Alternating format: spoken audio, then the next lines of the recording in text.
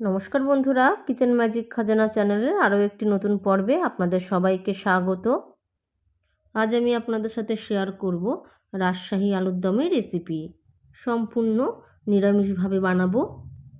যে কোনো নিরামিষ দিনে আপনারা এই সুস্বাদু পদটা বানিয়ে নিতে পারেন খুবই সহজভাবে।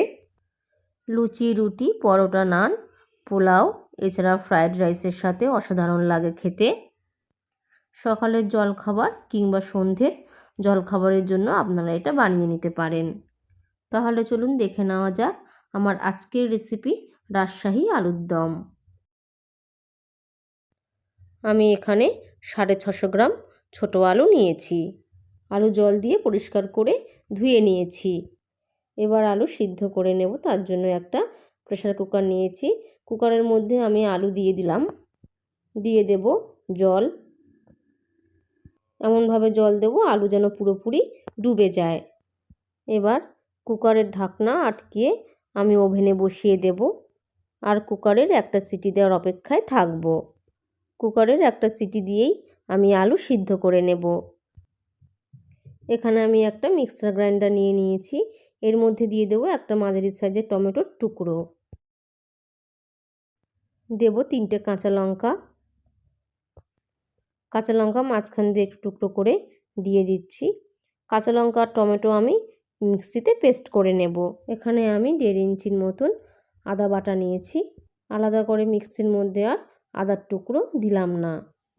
আপনারা আদা, কাঁচা লঙ্কা আর টমেটো একসাথে পেস্টও করে নিতে পারেন।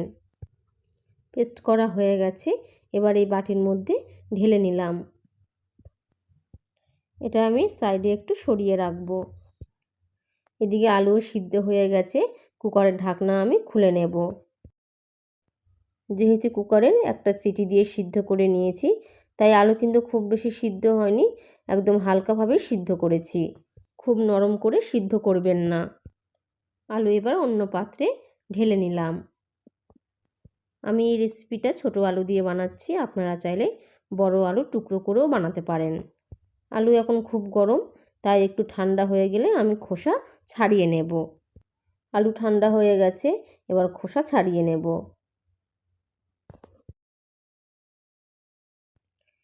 সব আলুগুলোর খোসা আমি ছাড়িয়ে নিয়েছি। এবার একটা টুথপিক দিয়ে আলুগুলোর গায়ে একটু ফুটো ফুটো করে দেব, যাতে আলুর দম রান্না করার সময় মশলা আলুগুলোর ভেতরে একটু ঢোকে।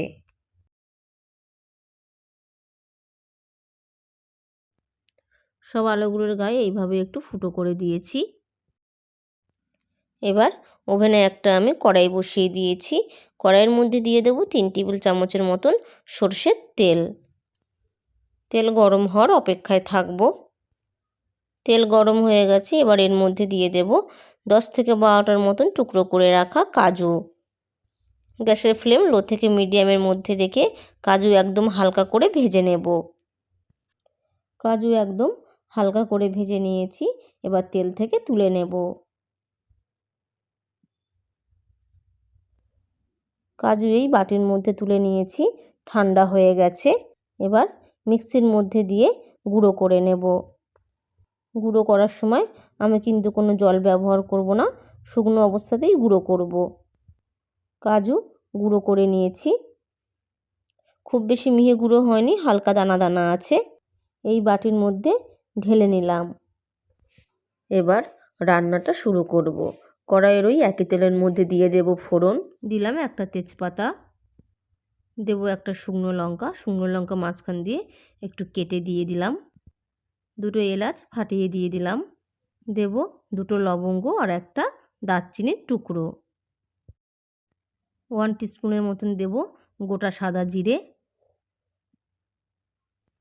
দেব 1 চামচের মতন কাসুরি মেথি। কাসুরি মেথি একটু ক্রাশ করে দিয়ে দিলাম। গ্যাসের ফ্লেম লো থেকে মিডিয়ামের মধ্যে রেখে ফোড়ন 30 সেকেন্ডের মতন ভেজে নেব। ফোড়নের কালার চেঞ্জ হয়ে গেছে।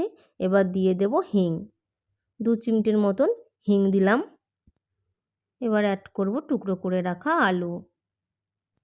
গ্যাসের ফ্লেম মিডিয়ামে রেখে আলু 2 মিনিটের মতন হালকা করে ভেজে নেব। 2 মিনিট পর এবার অ্যাড করব স্বাদ মতো লবণ। আমি একবারই লবণ দিয়ে দিচ্ছি, পরে আর দেব না। নেড়ে চেড়ে মিশিয়ে নেব। এবার দেব 1.5 চামচের মতন হলুদ গুঁড়ো। হলুদ দেওয়ার পর আমি আবারও 2 মিনিটের মতন ভেজে নেব। এবার অ্যাড করব টমেটো আর কাঁচা লঙ্কার পেস্ট। দেব 1.5 ইঞ্চির মতন আদা বাটা। টমেটো আর আদা বাটা মিশিয়ে নেব।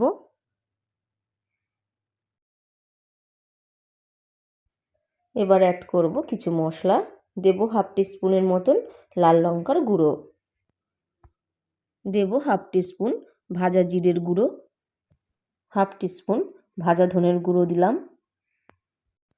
1 টিস্পুনের মতন দেব কাশ্মীরি লাল লঙ্কার গুঁড়ো। এটা আমি কালারের জন্য দিচ্ছি, আপনারা দিতে না চাইলে স্কিপও করতে পারেন। দিয়ে দেব 2 চামচের মতন জল ঝরানো টক দই। দেব 1/2 কাপের মতন জল। টক দই দিয়ে গ্যাসের ফ্লেম একদম লো করে দেব, না হলে কিন্তু টক দই ফেটে যাবে। মিশিয়ে নেব। মশলা ভালো করে মিশিয়ে নেওয়ার পর এবার গ্যাসের ফ্লেম মিডিয়ামে করে দিয়েছি। 3 মিনিটের মতন কষিয়ে নেব, যতক্ষণ না অবধি মশলা থেকে তেল ছাড়তে শুরু করে। কষানোর সময় দিয়ে দেব 1 টিস্পুনের মতন চিনি। চিনিটা অবশ্যই দেবেন, স্কিপ করবেন না। চিনি না দিলে কিন্তু ভালো লাগবে না। যেহেতু টক দই আছে তাই চিনিটা অবশ্যই দেবেন। আর দেব 2টো কাঁচা লঙ্কা।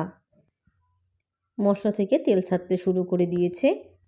এবার অ্যাড করব 1.5 কাপের মতন জল।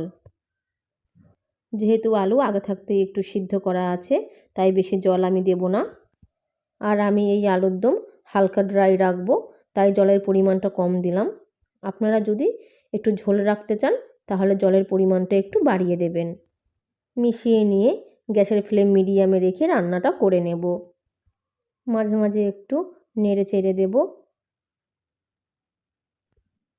প্রায় 4 মিনিটের মতন আমি রান্নাটা করলাম।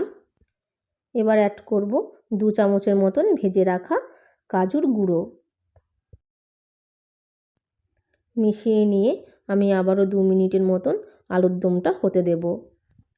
এই রেসিপির সব উপকরণ আমি ডেসক্রিপশন বক্সে দিয়ে দেব, আপনারা দেখে নেবেন। আলুর দম প্রায় হয়ে গেছে, গ্যাসের ফ্লেম আমি বন্ধ করে দিয়েছি। সবশেষে আমি এর মধ্যে অ্যাড করব 1/2 টিস্পুনের থেকে একটু কম গরম মশলা গুঁড়ো। মিশিয়ে নিয়ে আলুর দম অন্য পাত্রে ঢেলে নেব। আপনারা ইচ্ছে করলে এর মধ্যে 1 টিস্পুনের মতন ঘিও দিতে পারেন, আমি দিলাম না। একটা পাত্রের মধ্যে আমি ঢেলে নিয়েছি, উপর থেকে আরও একটু কাজুর গুঁড়ো ছড়িয়ে দিলাম। অপূর্ব স্বাদের এই রেসিপিটা বাড়িতে অবশ্যই ট্রাই করবেন এবং জানাবেন কেমন হয়েছে। যদি আমার রান্নার রেসিপি আপনাদের ভালো লাগে তাহলে অবশ্যই লাইক, কমেন্ট অ্যান্ড সাবস্ক্রাইব করতে ভুলবেন না।